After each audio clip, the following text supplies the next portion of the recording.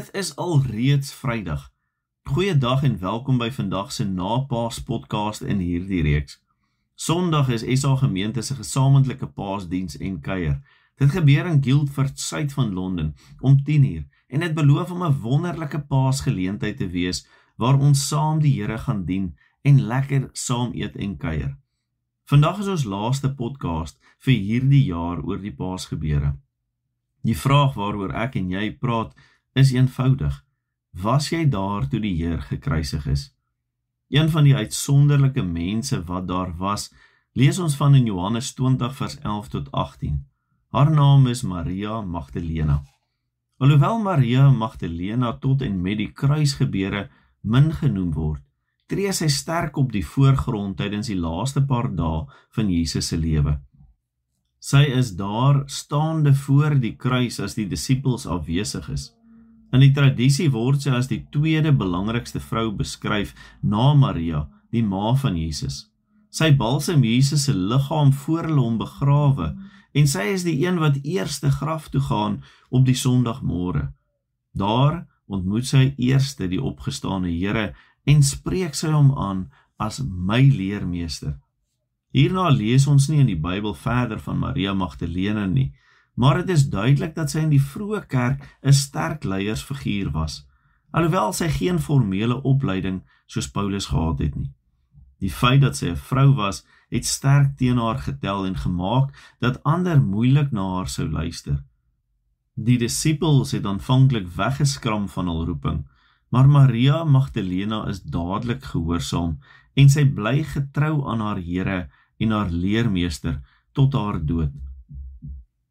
Kan jy jouself ook vind in die eerste getuie van die opstanding?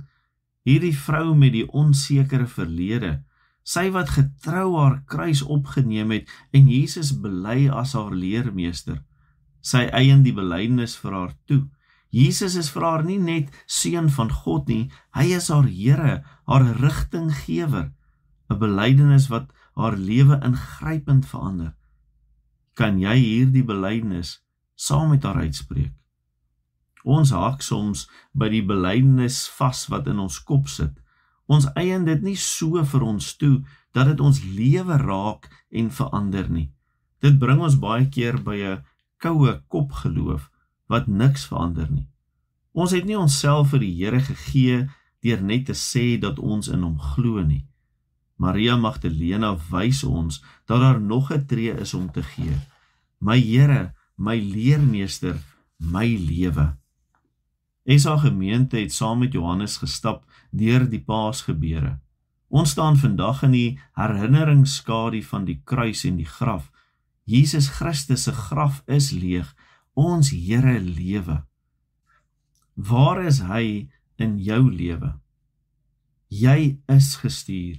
God stuur ons elkeen om te getuig, om sy lig in die wêreld te wees, vir elkeen wat wil glo.